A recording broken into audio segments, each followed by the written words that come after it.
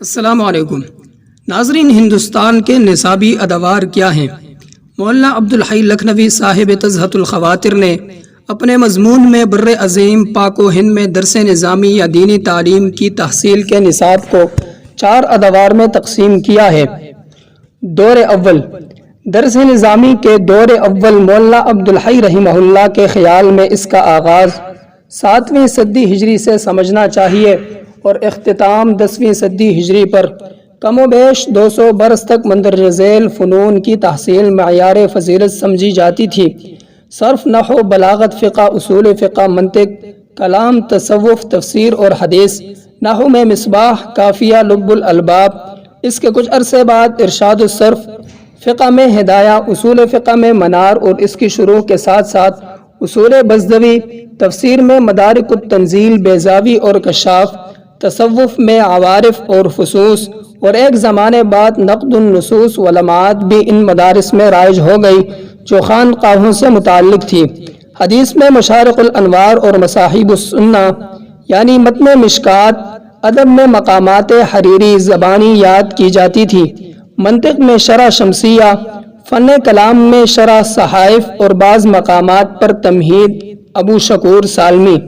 اس طبقے کے علماء کرام کے حالات تلاش کرنے سے معلوم ہوتا ہے کہ جیسا کہ ہمارے زمانے میں منطق اور فلسفہ معیار فضیلت ہے، ویسا ہی اس زمانے میں فقہ اور اصول فقہ معیار فضیلت تھا۔ حدیث میں صرف مشارق الانوار پڑھائی جاتی تھی۔ حدیث کے ساتھ جو بے اعتنائی اس زمانے میں تھی، اس کا کسی قدر اندازہ اس سے ہو سکتا ہے کہ ایک بار غیاث الدین تغلق نے اپنے دور میں مسئلہ سماع کی تحقیق کے لیے مجلس مناظرہ قائم کی۔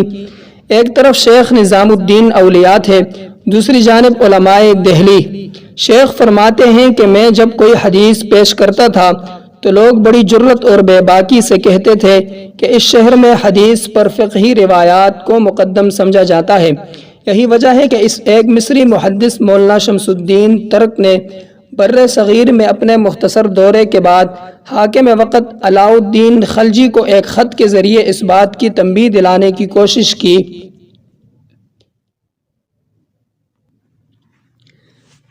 ناظرین، بر عظیم پاک و ہند میں دینی تعلیم کا دوسرا دور اس طرح سے شروع ہوتا ہے کہ 9ویں صدی ہجری کے آخر میں شیخ عبداللہ اور شیخ عزیز اللہ ملتان سے آئے۔ شیخ عبداللہ دہلی میں، شیخ عزیز اللہ سنبل میں فروکش ہو گئے۔ سکندر لودھی نے نہایت کشادہ دلی سے ان کا خیر مقدم کیا، یہاں تک کہ بادشاہ خود ان کے حلقہ درس میں آ کر شریک ہوتا تھا، اور اس خیال سے کہ اس کے آنے سے سلسلہ درس برہم نہ ہو جائے، مسجد کے کسی گوشے میں بیٹھ کر ان کی تقریر محسوس کرتا تھا۔ بعد از فراغت شیخ عبداللہ کی خدمت میں جا کر ملاقات کرتا تھا۔ کچھ ان دنوں کے فضل و کمال اور کچھ بادشاہ کی قدردانی نے بہت جلد ان کی علمی شہرت تمام ہندوستان میں پھیلا دی۔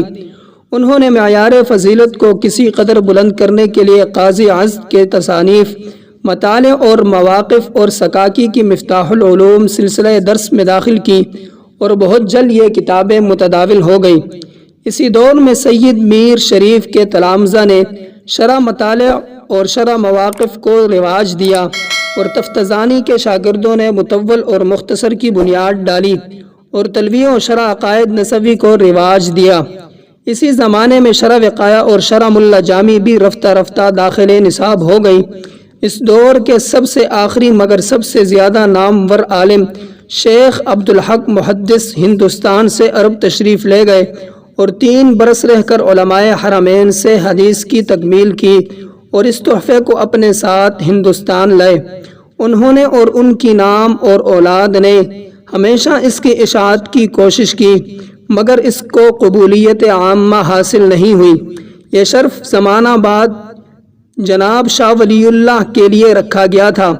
اس طبقے کے علماء کرام کے حالات دریافت کرنے سے معلوم ہوتا ہے کہ جیسا کہ ہمارے زمانے میں صدرہ اور شمس بازغہ منتہائیہ کتابیں سمجھی جاتی ہیں، اسی طرح اس زمانے میں مفتاح العلوم سکاکی اور قاضی عزد کی مطالع اور مواقف منتہائیہ کتابیں سمجھی جاتی تھی۔ شیخ عبدالقادر رحمہ اللہ نے منتخب التواریخ میں جا بجا اسی کی طرف اشارہ کیا ہے۔ نصاب درس میں جو تغیر دور دوم میں ہوا تھا، اس سے لوگوں کی امنگیں بڑھ گئی تھی اور وہ معیار فضیلت کو اس سے بھی زیادہ بلند کرنے کے متمنی ہو گئے تھے۔ اسی وجہ سے شاہ فتح اللہ شیرازی کے آتے ہی درسگاہوں میں نئی قسم کی چہل پہل نظر آنے لگی۔ دربار اکبری نے ان کو عز الملک کا خطاب دے کر اپنی قدردانی کا ثبوت دیا اور علماء نے نصاب درس دے کر اس اضافے کو فوراً منظور کر لیا جس کو شاہ فتح اللہ شیرازی نے پیش کیا تھا۔ لیکن اگر ہم اس موقع پر شیخ وجیہ الدین علوی گجراتی کو بھول جائیں تو یہ نہایت ناانصافی ہوگی۔ یہ بزرگ محقق دوانی کے ایک واسطے سے شاگرد تھے اور سب سے پہلے متاخرین کی تصنیفات کو انہوں نے رواج دیا اور اس چشمہ فیض سے صرف گجرات ہی سیراب نہیں ہوا بلکہ اس کی چھینٹیں وسط ہند تک پہنچی۔ قاضی ایاز الدین نیوتنی کے باشندے تھے۔ وہ گجرات سے یہ تحفہ لے کر آئے اور شیخ جمال نے ان سے حاصل کر کے دور دور تک پھیلا دیا۔ ملا لطف اللہ شیخ جمال کے ممتاز شاگرد تھے۔ ان سے ملا جیون صاحب نور الانوار، ملا علی اصغر، قاضی علیم اللہ، ملا محمد زمان وغیرہ نے علم حاصل کیا جن میں سے ہر ایک صاحب سلسلہ وار اور صاحب درس تھا۔ یہ تو ہوا مگر اس درس کی قبولیت اس وقت حاصل ہوئی جب شاہ فتح اللہ شیرازی نے اس کو رواج دیا۔ ان کے شاگرد ہندوستان بھر میں پھیل گئے۔ مفتی عبدالسلام شاہ فتح اللہ کے جلیل القدر شاگرد تھے۔ انہوں نے 40 سال تک لاہور میں بیٹھ کر درس دیا اور ہزاروں کو فائدہ پہنچایا، مگر ہزاروں میں ایک دو ہی ایسے ہوتے ہیں جن کو نام بری اور بقائے دوام کے دربار سے سند ملتی ہے۔ دیوبند کے مفتی عبدالسلام اور الہ آباد کے شیخ محب اللہ انہی خوش نصیبوں میں سے تھے جو لاہور سے پڑھ کر آئے اور اپنے لیے سند فضیلت علیحدہ قائم کر دی۔ شیخ قطب الدین سہالوی انہی دنوں کے بواسطہ یک واسطہ سے شاگرد ہیں جو ملا نظام الدین بانی درس نظامی کے پدر بزرگوار تھے۔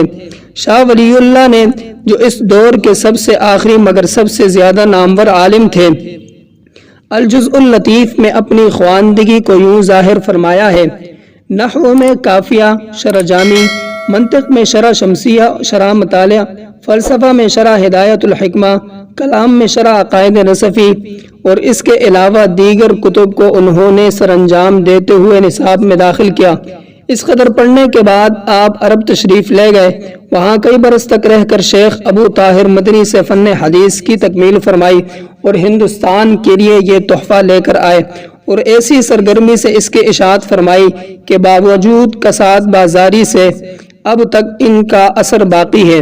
در حقیقت سہائے ستہ کے ہندوستان میں درس و تدریس کا رواج اس وقت سے ہوا جب شاہ صاحب اور ان کے نام اور اخلاف نے اس کو رواج دیا اور اپنی اپنی عمر عزیز کا بیش بہا حصہ اس کی اشاعت اور ترویج میں صرف کر دیا۔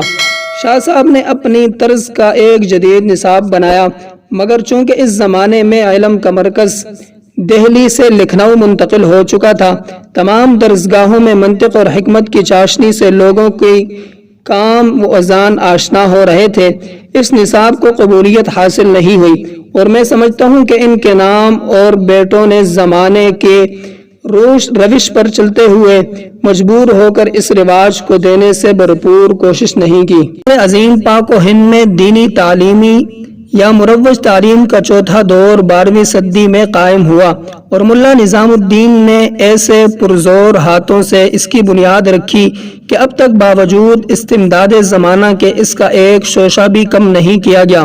ملا نظام الدین جناب شاہ ولی اللہ کے معاصر تھے، لہٰذا ان کے زمانے میں وہی کتابیں رائج ہوئیں جو شاہ صاحب کے نصاب میں رائج ہو چکی تھی۔ ان پر ملا صاحب نے چند ترامیم کی۔